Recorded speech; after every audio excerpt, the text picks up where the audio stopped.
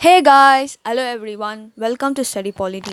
இன்னைக்கு வீடியோவில் நம்ம பார்க்க போகிறது வந்து making of the constitution part 3 and அதுக்கு கீழே நம்ம பார்க்க போகிற டாபிக்ஸ் வந்து committees of the constituent assembly and criticism of the constituent assembly. So கமிட்டிஸ்லேயே மேஜர் கமிட்டிஸ் மைனர் கமிட்டிஸ் இருந்துச்சு அண்ட் யாரெல்லாம் நம்ம கான்ஸ்டியூண்ட் அசம்பிளி வந்து கிரிட்டிசைஸ் பண்ணியிருக்காங்கன்னு சொல்லி நம்ம பார்க்க போகிறோம். ஸோ ஃபர்ஸ்ட் டாபிக் வந்து committees of the constituent assembly. So constituent assembly வந்து நிறைய கமிட்டிஸ் வந்து கிரியேட் பண்ணியிருந்தாங்க to make the constitution. So டோட்டலாக வந்து 15 கமிட்டிஸ் வந்து க்ரியேட் பண்ணியிருந்தாங்க அண்ட் அதில் வந்து 8 மேஜர் கமிட்டிஸ் வந்து இருந்துச்சு and other were minor committees.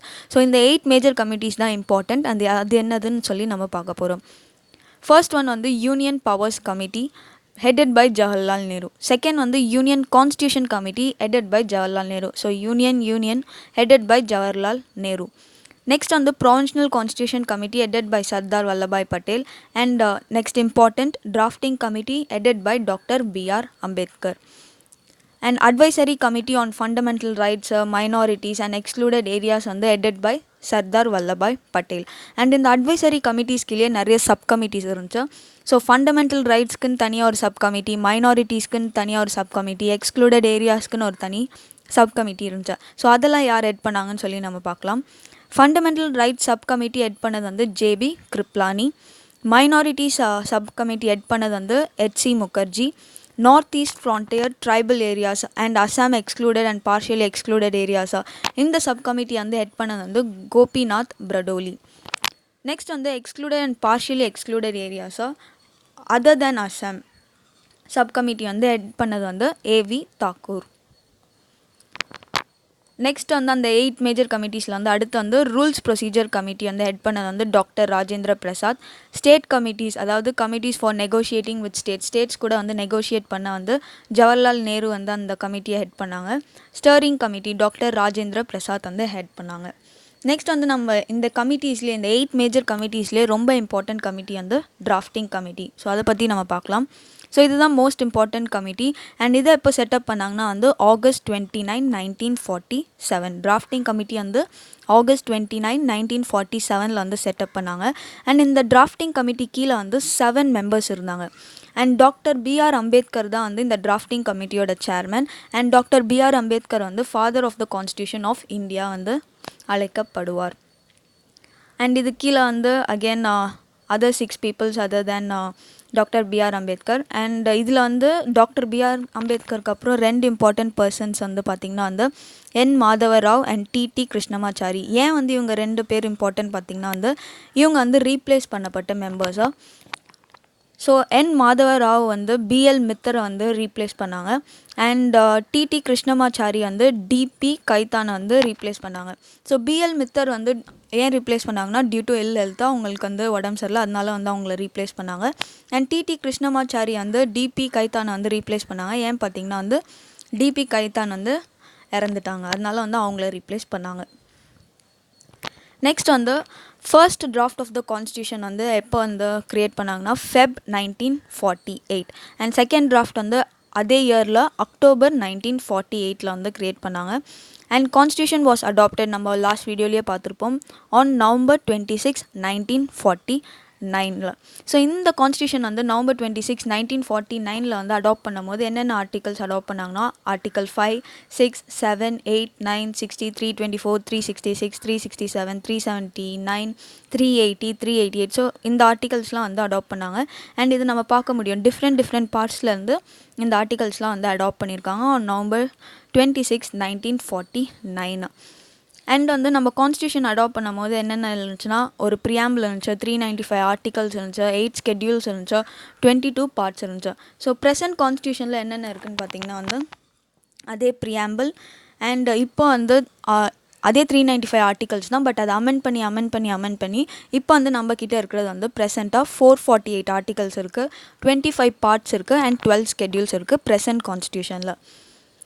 And major part of the constitution so நம்ம ஆல்ரெடி பார்த்துருப்போம் November 26, 1949 வந்து ஃபுல் கான்ஸ்டியூஷன் வந்து நம்ம அடாப்ட் பண்ணல, பார்ட் ஆஃப் த கான்ஸ்டியூஷன் தான் வந்து நம்ம அடாப்ட் பண்ணியிருப்போம்.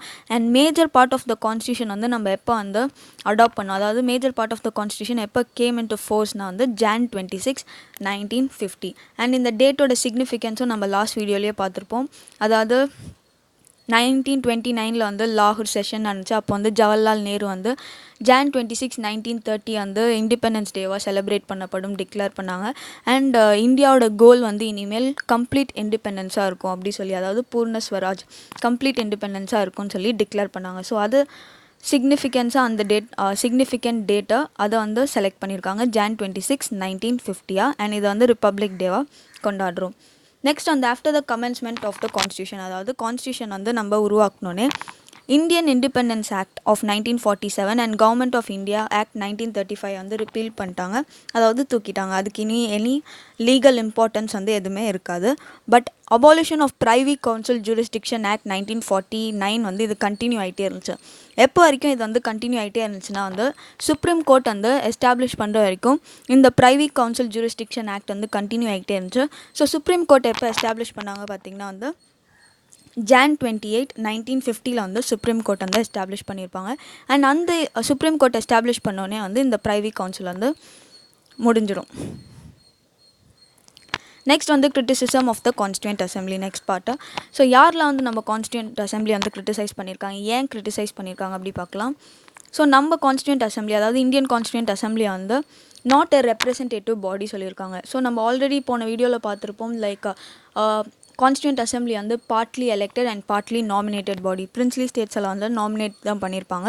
ஸோ இது வந்து டைரக்ட்லி எலெக்டட் பாடி இல்லை, indirectly elected and not a representative body சொல்லி கிரிட்டிசைஸ் பண்ணியிருப்பாங்க. And not a sovereign body. ஏன் not a sovereign body? Sovereign பாடினா வந்து நம்ம டெசிஷனை நம்மளே எடுக்கிறது. ஸோ இந்தியன்ஸே வந்து டிசைட் பண்ணி எப்போ கான்ஸ்டியூண்ட் அசம்பிளி வந்து ஃபார்ம் பண்ணணும், யாரெல்லாம் எப்படி ஃபார்ம் பண்ணணும் அப்படி சொல்லி நம்மளே வந்து டிசைட் பண்ணியிருக்கணும். பட் நம்ம டிசைட் பண்ணல, நம்ம வந்து proposals of the British government மூலமாக தான் வந்து நம்ம கான்ஸ்டியூண்ட் அசம்பிளி வந்து ஃபார்ம் ஆச்சு. ஸோ அதனால வந்து இந்த கான்ஸ்டியூண்ட் அசம்பிளி வந்து நாட் அ சாவரன் பாடி அப்படி சொல்லி கிரிட்டிசைஸ் பண்ணுறாங்க. நெக்ஸ்ட் வந்து இந்தியன் கான்ஸ்டியூஷன் வந்து டைம் கன்சியூமிங் அப்படி சொல்லி சொல்கிறாங்க. American constitution took only 4 months. But இது வந்து ஒரு நெகட்டிவ் கமெண்ட்டாக இருக்குது. நம்ம இந்தியன் கான்ஸ்டியூஷன் வந்து வேர்ல்ட்லேயே வந்து ஒரு லென்த்தியஸ்ட் கான்ஸ்டியூஷன். ஈச் பார்ட்டுக்கும் வந்து டீட்டெயில்டு எக்ஸ்ப்ளனேஷன் வந்து இருக்கும். ஸோ அது க்ரியேட் பண்ண வந்து டைம் கன்சியூமிங் எடுக்கும் கண்டிப்பாக. ஸோ நம்ம கான்ஸ்டியூஷன் வந்து எவ்வளோ டேஸில் எவ்வளோ இயர்ஸில் க்ரியேட் பண்ணாங்கன்னா வந்து 2 years 11 months அண்ட் 18 daysல வந்து நம்ம கான்ஸ்டியூஷன் வந்து க்ரியேட் பண்ணாங்க. அண்ட் இந்த கான்ஸ்டியூண்ட் அசம்பிளி வந்து டாமினேட்டட் பை காங்கிரஸ், அதாவது ஒன் பார்ட்டி பாடி அப்படி சொல்கிறாங்க. ஸோ மல்டி பார்ட்டி சிஸ்டம் தான் நம்ம ஃபாலோ பண்ணுறோம். பட் இந்த கான்ஸ்டியூண்ட் அசம்பிளி வந்து dominated by Congress, one party body அப்படி சொல்கிறாங்க. நெக்ஸ்ட் வந்து இந்த கான்ஸ்டியூண்ட் அசம்பிளி வந்து லாயர் அண்ட் பொலிட்டிஷியன் டாமினேஷன் தான் நிறையா இருந்துச்சு. அதாவது டீச்சர்ஸ், டாக்டர்ஸ் இவங்களெல்லாம் வந்து இன்க்ளூட் பண்ணாமல் நிறையா லாயர் பொலிட்டிஷியன் டாமினேஷன் தான் வந்து இந்த கான்ஸ்டியூண்ட் அசம்பிளியில் இருந்துச்சு. Sections of the society were not sufficiently சஃபிஷியண்ட்டாக ரெப்ரசென்ட் பண்ணலாம் சொல்கிறாங்க. நெக்ஸ்ட் வந்து dominated by Hindus. Constituent assembly வந்து டாமினேட்டட் பை இண்டூஸ். அதர் கம்யூனிட்டிஸ்க்கு வந்து நிறைய ரெப்ரசன்டேஷன் வந்து கிடைக்கல அப்படி சொல்கிறாங்க. ஸோ இதை 2 பேர் மேஜராக கிரிட்டிசைஸ் பண்ணியிருக்காங்க. ஒன்று வந்து லார்ட் விஸ்கவுண்ட் சைமன். இவங்க வந்து என்ன சொல்லியிருக்காங்கன்னா, கான்ஸ்டியூண்ட் அசம்பிளி வந்து பாடி ஆஃப் ஹிண்டூஸ் அப்படி சொல்லியிருக்காங்க. அண்ட் இதை பார்த்துக்கோங்க, யார் வந்து என்ன சொன்னாங்கன்னா, லார்ட் விஸ்கவுண்ட் சைமன் வந்து கான்ஸ்டியூண்ட் அசம்பிளியை வந்து பாடி ஆஃப் இண்டூஸ் அப்படி சொல்லி கிரிட்டிசைஸ் பண்ணியிருக்காங்க. அண்ட் நெக்ஸ்ட் வந்து வின்ஸ்டன் சர்ச்சில் வந்து கான்ஸ்டியூண்ட் அசம்பிளி வந்து represented by only one major community of India. So நான் இந்தியன்ஸில் வந்து நிறைய கம்யூனிட்டி இருக்காங்க. பட் வந்து மேஜராக வந்து ஹிந்துஸ் தான் வந்து இந்த கான்ஸ்டியூண்ட் அசம்பிளி வந்து டாமினேட்டராக இருந்துச்சு அப்படி சொல்லி வின்ஸ்டன் சர்ச்சில் வந்து கிரிட்டிசைஸ் பண்ணுறாங்க. ஸோ இந்த வீடியோவில் அவ்வளோதான். நெக்ஸ்ட் வீடியோவில் வந்து நம்ம சைலண்ட் ஃபீச்சர்ஸ் ஆஃப் கான்ஸ்டியூஷன் பார்க்கலாம். இந்த வீடியோ உங்களுக்கு பிடிச்சிருந்துச்சுன்னா please do like, share, subscribe to study polity and thank you.